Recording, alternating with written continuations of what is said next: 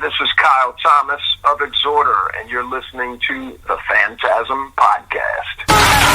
FANTASM. You don't know nothing. You don't know nothing about. And muscle break feels like I'm broken in a pile of rubble and brick. Stabbing spasms so deep in my bones, take me to zero over and over again. I'm dealing with assholes and stakes in the context of pulsating dicks. Listen up and take heed. I'm coming through and I'm taking no shit, my friend. Dr. Vincent West, medical doctor with the FANTASM Podcast, and I have one of my favorite vocalists on today. He's a legend. You maybe heard of Exhorder before. We're talking with Kyle today, and we're super excited to have him on for the first time. How are you doing, my friend? Hey, thank you for having us on. I appreciate it, man. Hey, man, thank you, man. You're saying legend. That's you. I was looking over my shoulder when you said legend. I wanted to make sure Glenn Hughes didn't walk through. Glenn Hughes is a legend as well, but yeah, we're so thrilled to have you on today, and love me some Exhorder, man. Let's go way back real quick. Tell us all about how you got into Exhorder. I would love to hear this. It's so exciting to have you on. Yeah, I mean, we got to rewind way back for sure. So the rest of the guys had started putting this thing together, I want to say late 1985. Okay. And I didn't come into the picture until perhaps late spring, early summer of 1986. Okay. This was right around the time where crossover was a big thing. And so, you know, a large portion of the original lineup of Exhorder were metalheads who started going to punk shows. Right. And they hooked up with Chris Nail, who was a punk drummer who started kind of experimenting with the metal side of things. And so, you know, they started writing a handful of songs that ended up becoming the very first demo that we did, Get Rude. And then I came on board that late spring, early summer of 1986. Okay. And as soon as I think they had maybe tried a couple of, you know, buddies who let me give it a try, and none of it ever, you know, panned out. But, you know, from the first note that I sang, and the very first audition that I had was, we did Deliver Us to Evil by Exodus. Oh, cool. And from the very first note that I sang, they were all just like, yeah, this is our guy. So I was in like Flint from there. And so we just started working really hard that summer. And at the end of the summer, we went into a, you know, home studio that this guy had in his backyard and recorded the Get Rude demo, and the rest is history. Well, man, I tell you, I remember the first album I got was Slaughter in the Vatican, which you guys are going to be playing live. You're going to be playing the whole thing on this tour, is that right? That's correct. We are going to play a handful of other songs from the other albums. You know, as a headliner, we just figured a little bit more can't hurt, but we are playing the album in its entirety and making an event out of it. So it should be a good time had by all. It's incredible, man. What was that like? Go way back with us real quick, Kyle, and we'll talk about this tour. But what was that like working with Scott Burns back in the day? Man, Scott's about the nicest guy. It's so laid back and easygoing, which is exactly what you want in an engineer or producer. You know, that you want somebody who's level-headed and cool, because it's not uncommon for, you know, you get 5 artists in the room, much less, you know, 5 young males full of testosterone, you know. Right. And everybody's got a different idea how something should go. And somebody as cool and laid back as Scott, you know, not to mention the skill set that he has as an engineer and a producer, you get these things and it just creates a balance that is necessary. And at the time, we had very small budget. We had very little experience, so we made a lot of mistakes. And Scott did his absolute very best job that he could have to make the best of a bad situation, because that session was really just tough from the time that we started until we finally finished it. Right. Well, it's been a classic of mine. I remember buying it on cassette back in the day. I was in high school when it came out, and it's such a great album. Classic stuff. And then you guys playing the whole thing on this tour is exciting as hell for me, and I'm sure for lots of folks. So is it fun to revisit doing like a whole record like that for you? Do you like it? Was it something you guys all consciously like, we should do this, we're just going to play the whole damn thing? Or how did that come about for the tour? It's really the only time I've ever done this as a band. The only other time I've come close to doing something like this was with Trouble one year. It was the 35th or 30th anniversary of their debut album, so we played most of the album on that tour, but we didn't do the whole thing. Right. But this time around, this all started by Psycho Las Vegas inviting us to play, and at the time our management had come to us with a proposal to play the album in its entirety, because we had done it once at St. Vitus in Brooklyn. Okay. And that was one of our first shows. I think that was actually our first show back when we reformed. And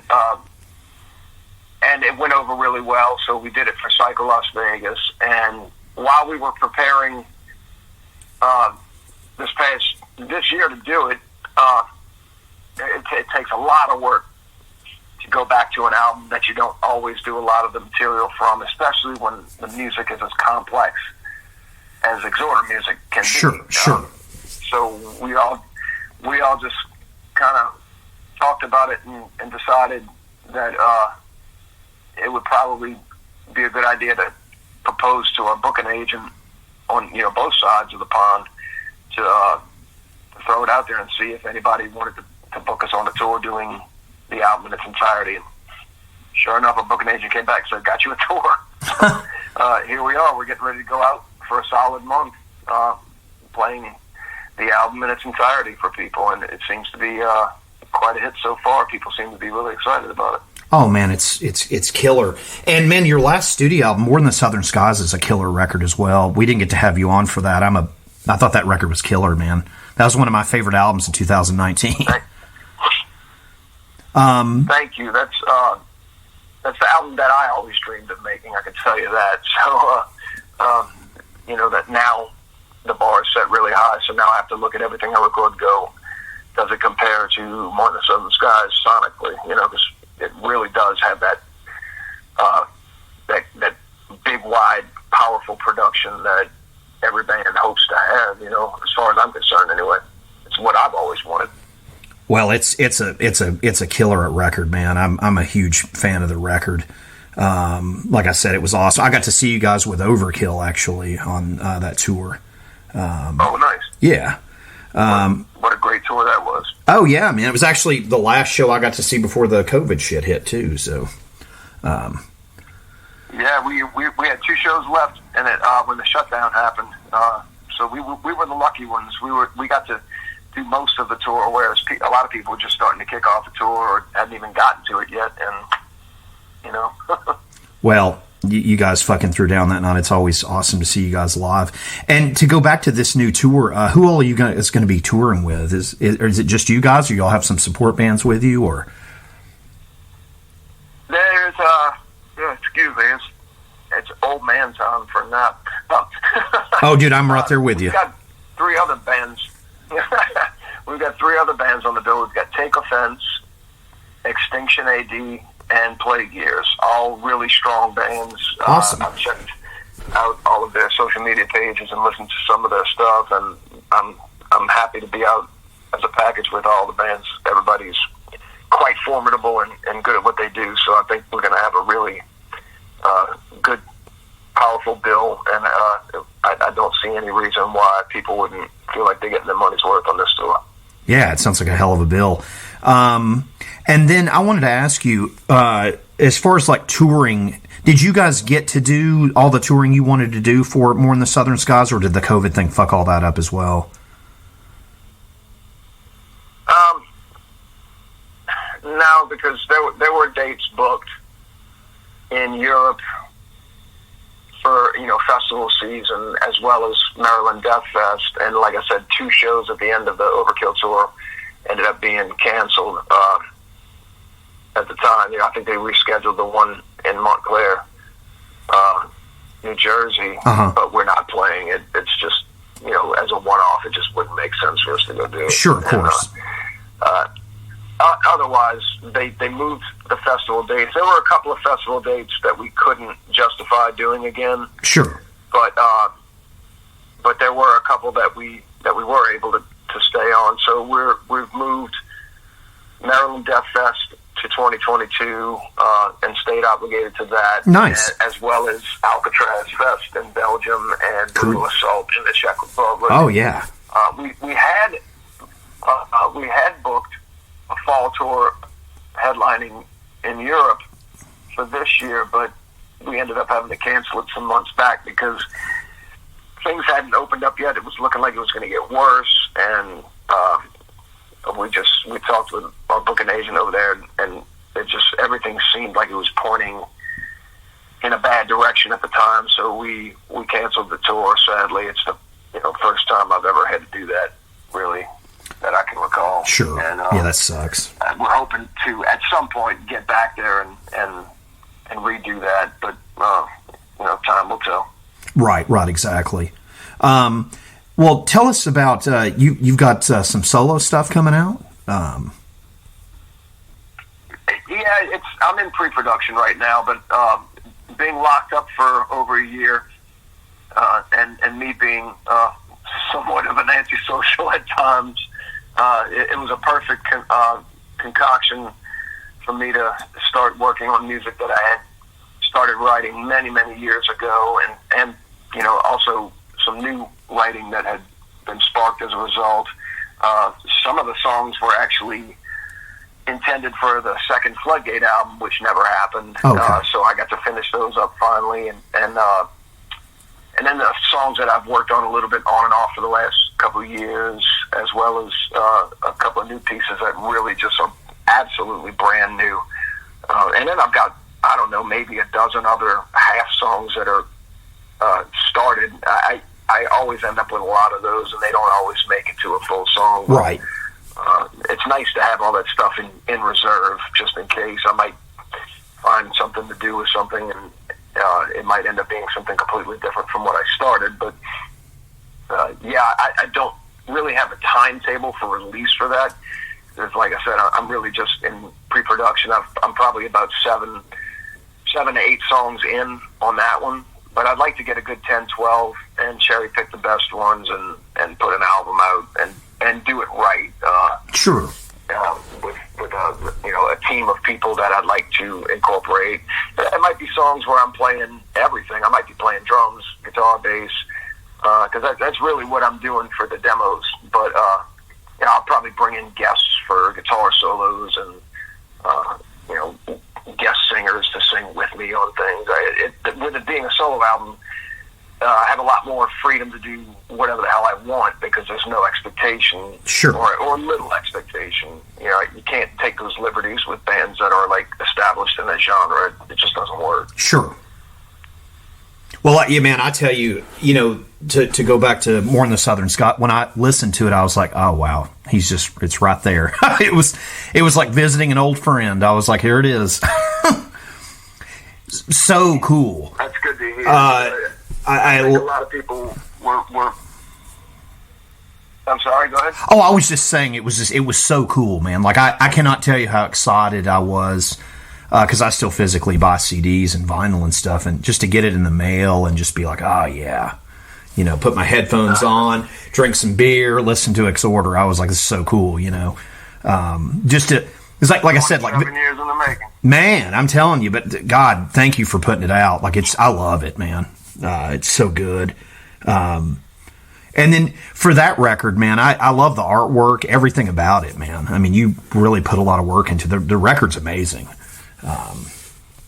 It took a team to make that happen for sure, but we did it, and some of those songs had a little history behind them too.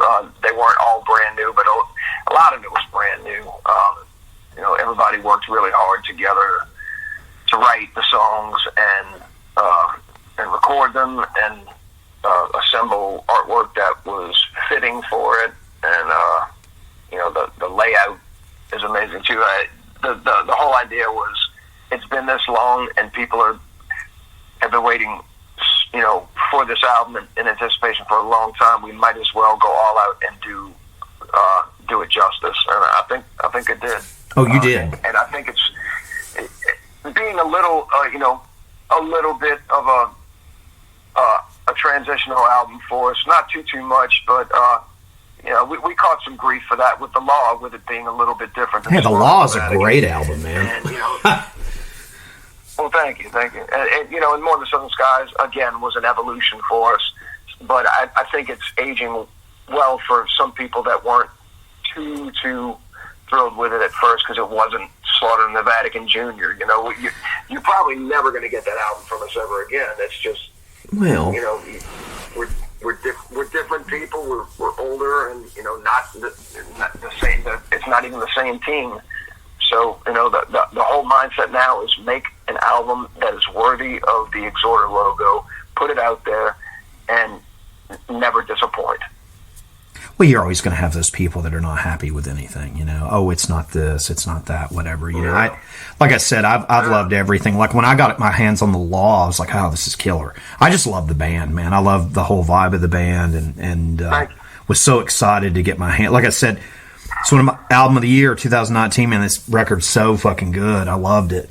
Well, that's the second time I've heard that today. That's a good thing to hear. Yeah, man, it's a. I'm an old head. Like I said, I love it. I don't know what people look for from certain bands for certain albums. I was just thrilled to have a new Exhorder album. Y'all could have fucking done anything on it. I was just ecstatic to get my hands on it. But then it was just like, I listened to a lot of stuff with headphones on. I listened to stuff in my car, and it's just, it's so good. It's such a good album. But yeah, this tour, man, it looks like you guys are hitting a lot of spots. You've got the package of good bands with you. As far as doing the album in its entirety, is that something you're going to do like at the end of the set, or are y'all doing that at the beginning of the set, or? That is a trade secret. Okay, gotcha. Well, hey, we're excited. I had to ask as a fan of the record and the band. I figured I'd ask, but yeah, cool. Well, that gives people something to look forward to. Get them to the show, and you get to find out. Yeah, I can promise you, no one's going to feel like that we pull the fast one on them. I just like to think that everybody's going to be happy with what we do. We've got a game plan here, and I think it's going to be really cool. It's very cool, man. I love you guys are hitting all over the place. I won't get to see you this time. I'm down in Florida, but maybe next time. But, no. Perhaps, yeah. That's the hard part. With especially, you got a month. You try to do a tour. And there's just so many places. There's still so many places we haven't played. Every time we do a tour, we're playing somewhere we've never played. That's what happens when you sit out for 27 years. But, we're trying to get to everybody. Every time we announce dates, everyone's like, God, you're overlooking us, so please come here. And it's like, we're trying so Sure. everywhere. Well, you got to go where where it's at, too. It looks like you guys are hitting a lot of big spots. Looks like you got Vegas 2 nights in a row. That looks awesome.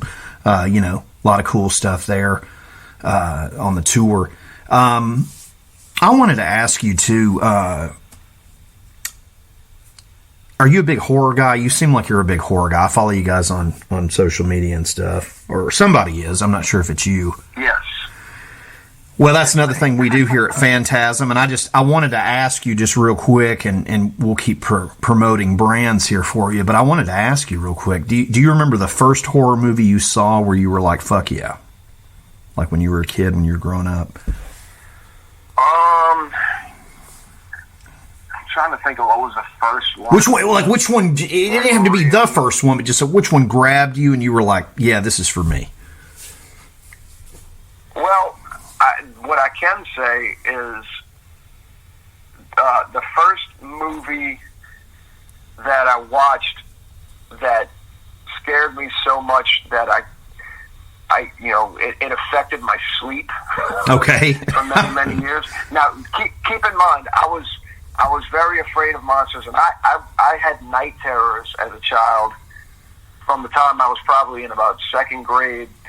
I still have them from time to time, but I've been plagued by nightmares most of my life, and it's made for some great album lyrics, I can promise you. I bet. But gravitating towards the movie part of it probably didn't happen until I started, I guess when we got cable, and I had access to things like the first Halloween by John Carpenter and, sure, Friday the 13th Part 2 and these sort of things. So I guess maybe the slasher films were the ones I really started watching first. And Halloween ruined me. I was so afraid of Michael Myers.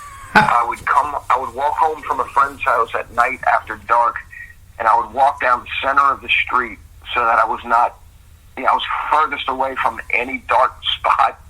And if I came across a spot where there was a lot of, the street lamps weren't cutting through because there's a lot of trees, I would just start booking it, man. I would just sprint until I got home. Because I just knew that Michael Myers was walking that fast-paced walk behind me. And I would sleep with my head under the covers and just my nose sticking out, so I wouldn't see anything. If I'm gonna die, I don't want to know. Oh yeah, man! I remember the first time I saw Halloween. That's a scary one. Yeah, sure. The imagery, the anticipation that's built up in it. Carpenter was just really on his game in that film for sure. Oh yeah. And probably my vote for most frightening film ever. And it's funny because my children disagree, but they grew up in a different time. But The Exorcist, it's dude. Just thank you. That movie is the shit, man. That movie's so good. Terrified the hell out of me as a kid. My parents were real religious, and I remember the first time I watched that, I was like, God damn, like I couldn't sleep. I was scared to go back to church. I was like, it's a lot of. I know a lot of people don't like. I took a friend of mine that's probably 15 years younger than me to see that during COVID. It was at a little theater down here in Florida. We went and watched it in an empty theater, and he'd never seen it. He's like, it was okay. It's not The Conjuring or what. It's like, well, you wouldn't have had The Conjuring without this, dude. So this movie's awesome. Like, I don't think it terrified the shit. It still scares me. It's one of those like, it's so good. I think the younger generations, it frightens them less because they're so used to CGI. Sure. And for us, we didn't have that luxury. We had to use our imagination and rely on the director and makeup team's imagination. So, I think for us, it's more frightening because because it was less realistic. It caused you to have to imagine more, maybe. Sure. I don't know. I think, especially in the dawn of the CGI era, there's some stuff I can barely watch anymore. It's so cheesy looking and so fake. Sure. But CGI's gotten really good lately. Oh yeah. So to me, if you've got a budget for CGI, well then you had better have a damn good screenplay and you had better have a damn good cast, because if you don't have those three things together today, the movie's not going to be worth a damn. Yeah, I still find myself just watching like older. I love old Vincent Price shit and slasher stuff, like what you're talking about from like the 80s. Yeah. That's my shit. That's what I always go back to. I try to watch some newer stuff, and I don't know, a lot of it I just can't get into. Like a lot of my friends like that movie The Witch. I couldn't get into it. They love it, and I'm just like, I love The Witch. Did you see? Yeah, a lot of.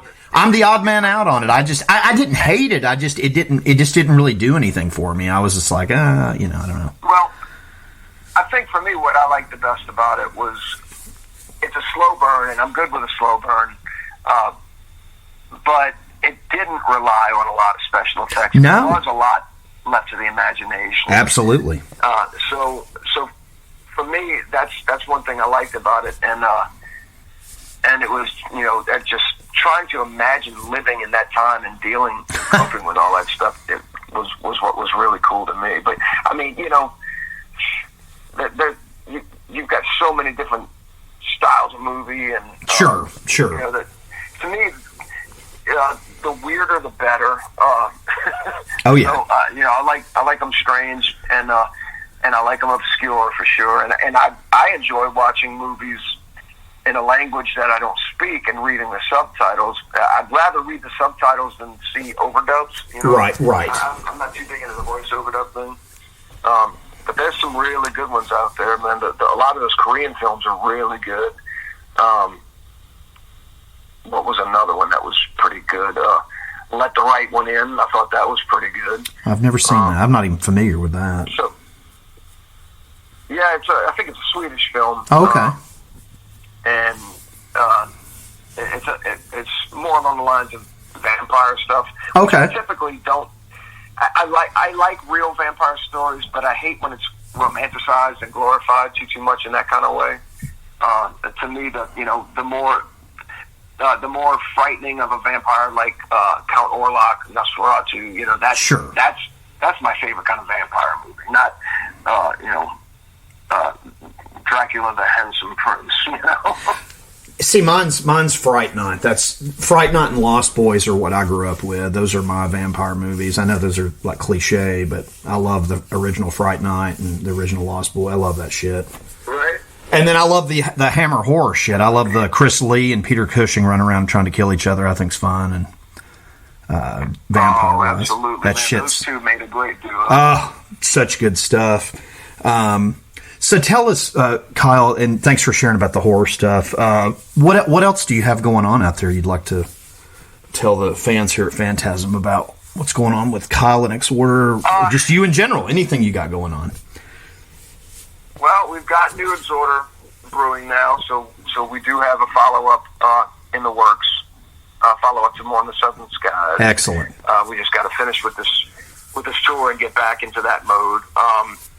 I've also got a new Trouble album with those guys. Oh, congratulations! For a long time. Thank you. Yeah, things don't always move quickly in Trouble time, but when it comes out, it'll be worth its weight in gold. I can promise you that. Awesome. It will not be without effort. Also, the solo album, I discussed that.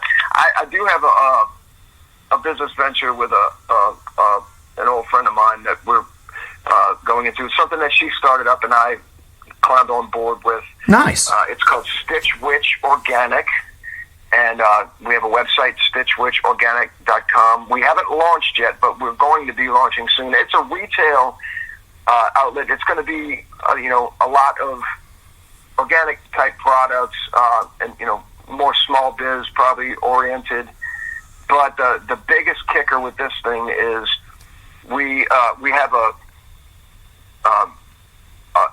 basically a customer-based giving list that we're creating where customers can select a beneficiary of their choosing. Mm-hmm.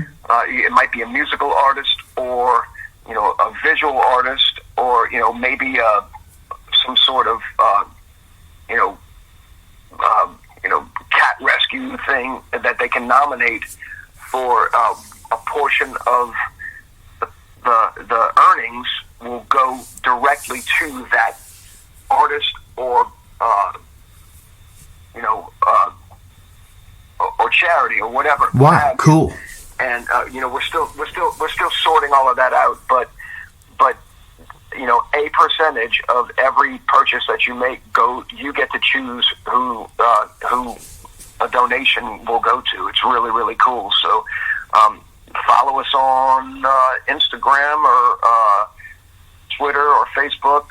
It's Stitch Witch Organic, so I think it's at Stitch Witch Organic on Instagram. Nice. And Twitter. But it's probably all of that you can see at stitchwitchorganic.com and find out a little bit more about it. So we're a little behind with where we want to be for the launch, but once it's up and rolling, we're quite sure that this thing's going to be something that people really enjoy shopping at, because if I could go somewhere and make a purchase and not have to spend extra to make a donation to a charity, or to help out a band that I think needs to help, especially after the pandemic, well, sure, take my money. Right. That's incredible. That's a really cool business venture, man. That's awesome. And then you guys got this big Exhorder tour coming up, and man, you've got all kinds of stuff going on, Kyle. I can't thank you enough for taking the time to do this today, man. I'm a huge fan. So is my co-host. We've wanted you on since I couldn't tell you when, but we finally got you on. God bless Liz. Great, yeah. I'm happy to come back if as long as y'all keep having me. Hey, man. Don't hesitate to knock. Love the Kyle Thomas, sir. Thank you. I wish you all the best, man. I hope you and your family have an amazing holiday season. Good luck with this tour. Can't wait for the new Exhorder album. Can't wait for your solo stuff. Good luck with the business venture. It sounds amazing. And yeah, thank you for taking the time to do this today, man. It means the world to us. Likewise, I appreciate it, man. We really, really do. Awesome, man. Guys, go see Exhorder. Go say hi to Kyle. He's the shit.